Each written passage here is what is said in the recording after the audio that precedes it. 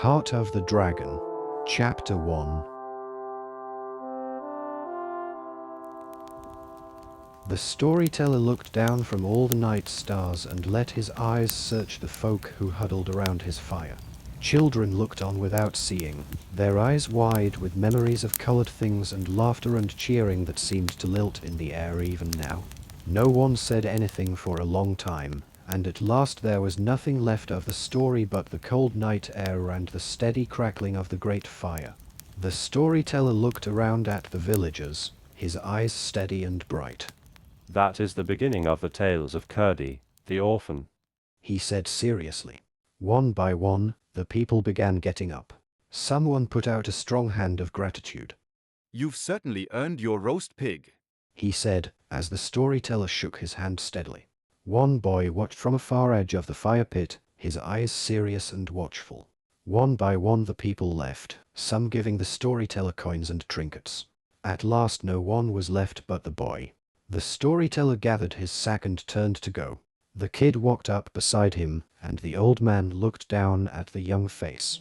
"Are those stories really true?" he asked, his small voice whispering earnestly. The storyteller turned and bent down to answer him, the edge of his mouth whisking into an amused grin. For a moment he said nothing. Then he spoke. "Are they true, you say? Well now, do you think they are true?" The boy looked down and turned his mouth into a line. He piped up. "Well, how could they be true? I have never seen anything really that was like it was in your stories." The old man knelt down by the boy, a wry smile still in the corner of his mouth. "Well, your mother will be waiting for you. Why don't we talk about this tomorrow?" The child stared at him, as if watching clouds. "I have no mother," he said plainly, like reciting a laundry list. The old man picked up a rock and looked down at it, rolling it in his fingers. "Oh, I see," he said, speaking in a hushed tone.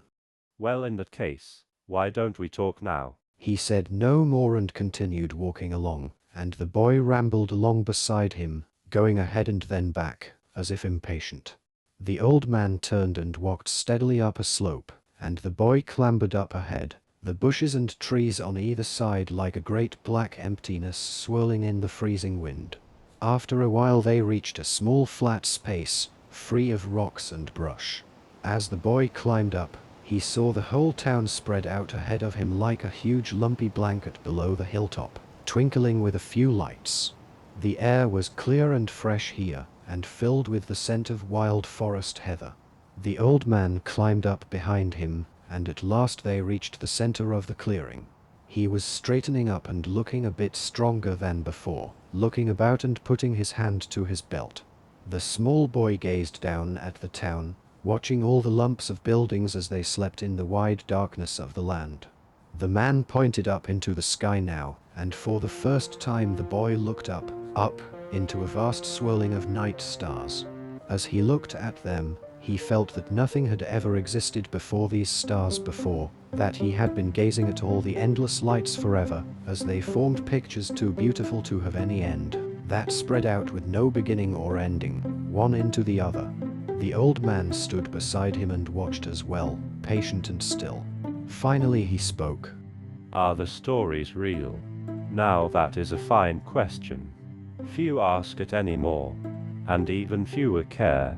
Most think that I tell stories for a glass of ale or a piece of bread, and are content simply to laugh for the night, and bask in the warmth of the story and the fire, listening as one listens to a meaningless song. Some of them were true once, but that was so long ago that they are now very different than when they happened. Some are just made up, but some, I believe, are truly real, however fantastic they may sound to us. Heroes of long ago, who by some hidden way, discovered their destinies and made us remember the way things were made to be. Life can sometimes seem like a broken story, wandering on, pointless, and with no end. So much that we could almost forget it was a true story to begin with, that there was ever anything good in it. But if we will believe our life is still a good story, and act like we would if our story was still whole, not becoming part of the twisted brokenness of it, then I believe we will see things Things like in these amazing stories I have told. So often they are like my old friends, like the cloak I wear.